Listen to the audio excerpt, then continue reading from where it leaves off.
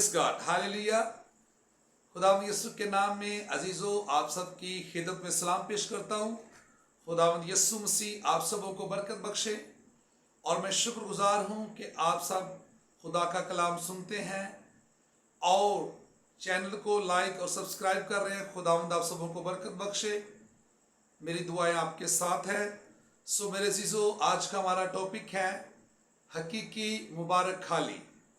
आज हम खुदा के कलाम पर गौर करेंगे और आज का हमारा उन्वान है हकीकी मुबारक खाली, जो ज़बूर की किताब उसके पहले बाब और उसकी पहली आयत से लिया गया।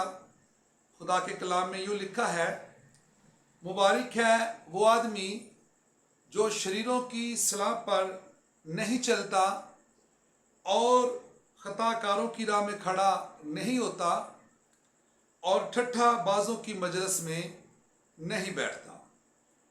सो मेरे अजीजों, लफ्ज़ मुबारक के मानी हैं जिसे बरकत दी गई हो, खुशकिस्मत या खुशनसीब। अगर मुबारक लफ्ज़ खुदा के लिए आए तो उसके मानी खुदा की तारीफ के हैं। अगर आदमी के लिए आए तो खुशी की हालत या खुशनसीबी मुराद लेते हैं। खुशकिस्मत खुशनसीब है वो आदमी जो शरीरों की सलाह पर नहीं चलता।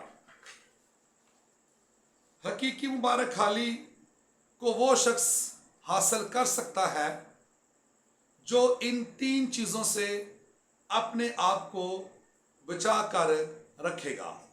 सो मेरे अजीज़ों, अगर मैं और आप हकीकी तौर पर हकीकी मुबारक खाली लेना चाहते हैं तो फिर तीन चीज़ें हैं जिन पर आज हम गौर करेंगे।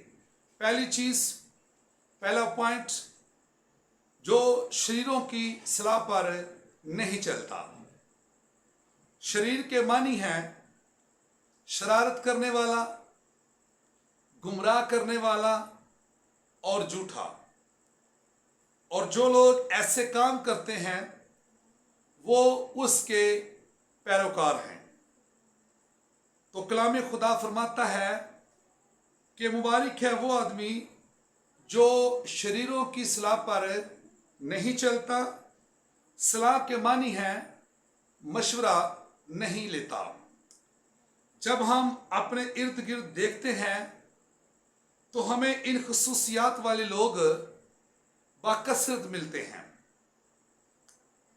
हर वक्त शरारत करने का मौका ढूंढते रहते हैं। मसलन वो रिश्तों में फूट डालते हैं, इधर की बात उधर करते हैं, बात की नोयत तब्दील कर देते हैं, गीबत गोई करते हैं, चुगलखोरी करते हैं, गुमराह करते हैं। जिस तरह सांप ने बागे अदन में हवा को गुमराह किया था। एक शख्स ने जो बात नहीं की वो उसके नाम से आगे फैला देना कि फलां शख्स आपके बारे में ये बात कर रहा था। इतनी बात करना जितनी अपने फ़ायदा की हो, बाकी छुपा लेना, झूठ बोलना या झूठी बात को गढ़ना, गीबत करना, चाहे मजाक ही में क्यों ना हो, ऐसा करना गलत है और ये शरारत है। ज़रूरत इस बात की है हम ऐसे लोगों की जो शरारती हैं पहचान करनी है और ऐसे लोगों से कोई सलाह और मशवरा नहीं करना। दूसरी बात अजीज़ों जो नोटेबल है, दूसरा पॉइंट, खताकारों की राह में खड़ा नहीं होता। इंसान होते हुए हम सब खताकार हैं। हम बातों बातों में खता कर जाते हैं।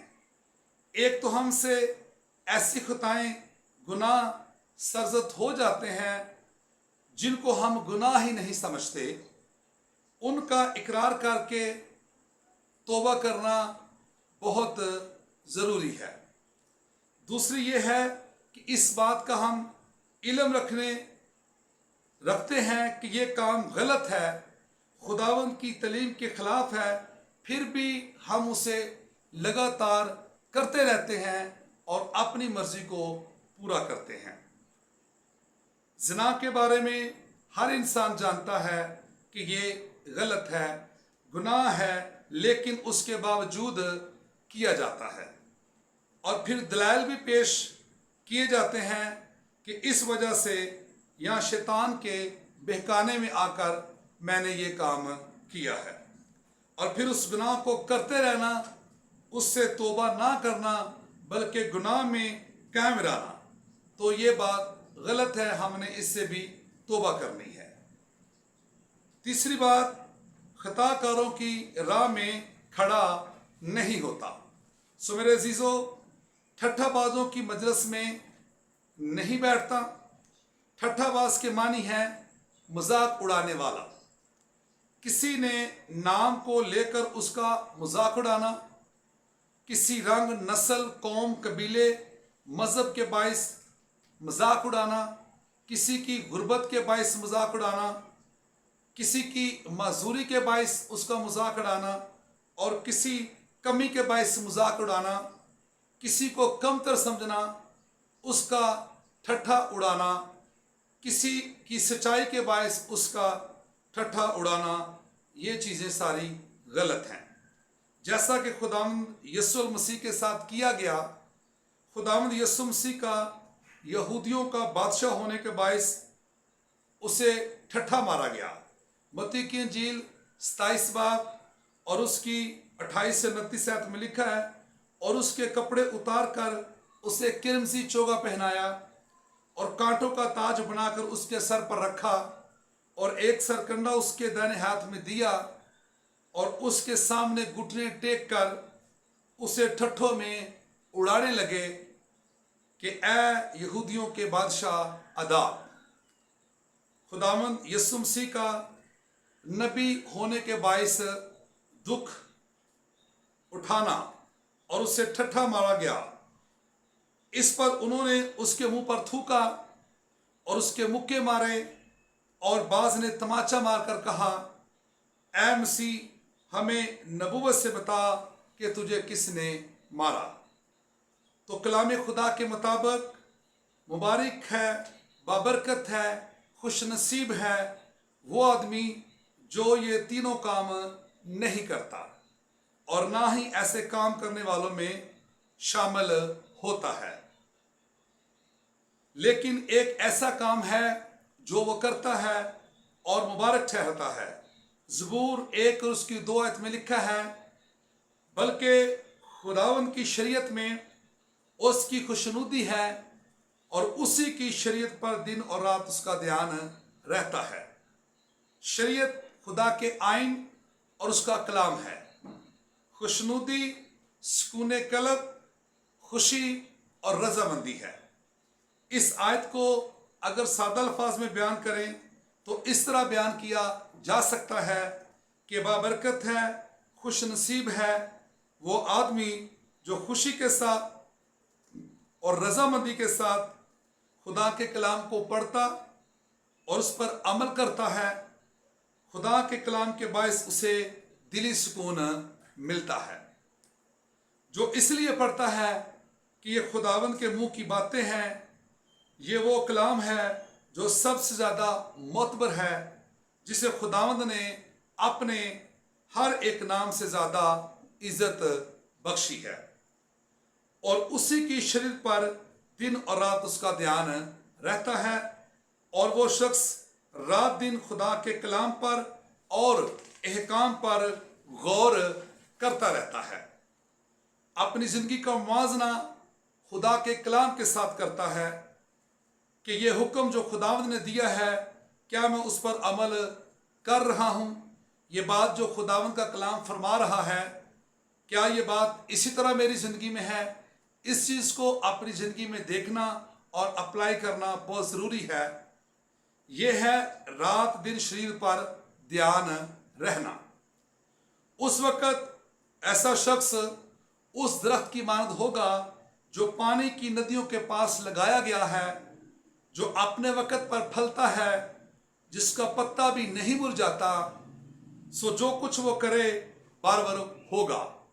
ऐसा शख्स जो खुदा की फर्माबरदारी करता है, जिन कामों से मना किया जाता है उनसे बाज रहता है, वो उस दरख्त की मानद होगा जो पानी की नदियों के पास लगाया गया है।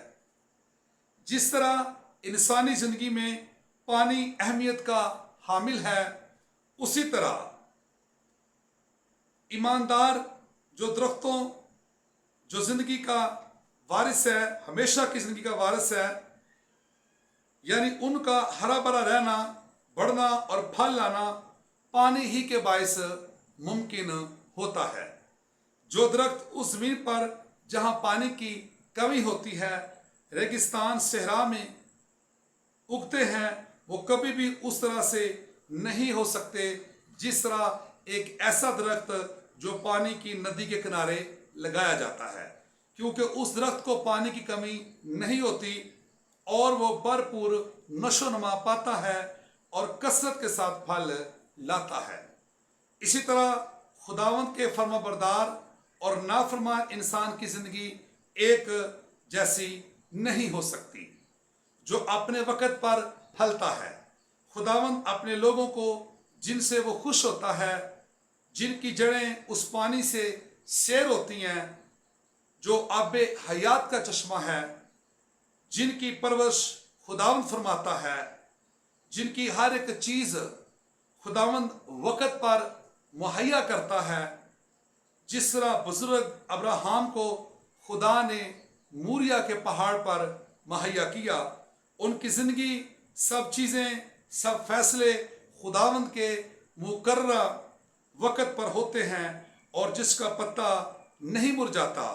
दरख्त के पत्ते पानी की कमी के बायस, मौसम की सख्ती के बायस, खुराक की कमी के बायस मुरझा जाते हैं या किसी बीमारी का बायस होते हैं, लेकिन सादक इंसान खजूर के दरख्त की मानंद है जो हमेशा सरसब्ज और ताज़ा रहता है, जो सहराओं रेगिस्तानों में भी सरसब्ज होते हैं और फिर भरपूर फल लाते हैं। मौसम की सख्ती और हालात उन पर असरअंदाज नहीं होते। ऐसा इंसान मुश्किल हालात में भी अपनी ज़रूरत का पानी जो उसके कायम रहने के लिए ज़रूरी है, उस चट्टान में से लेता रहता है और वो चट्टान यीशु मसीह नासरी है। मेरे अजीज़ों, यीशु मसीह है, हम उससे ज़िंदगी का पानी हासिल करते हैं। ये बात कलाम खुदा फरमा रहा है। क्या ये बात इसी तरह मेरी ज़िंदगी में है? दिन और रात रोशनी और तरीकी के जिन कामों को करना और जिनसे रुके रहना है, क्या मेरी ज़िंदगी में वैसा हो रहा है? मेरे अजीज़ों, ज़बूर 1 और 3 आयत में लिखा है, वो उस दरख्त की मानद होगा जो पानी की नदियों के पास लगाया गया, जो अपने वक़्त पर फलता और जिसका पत्ता भी नहीं मुरझाता। मेरे अजीज़ों, मैंने और आपने अगर बाबरकत ज़िंदगी बसर करनी है तो हमने खुदावंद के कलाम के मुताबिक ज़िंदगी बसर करनी है। खुदावंद मुझे और आपको इस कलाम के वसीला से बरकत दे। God bless all of you.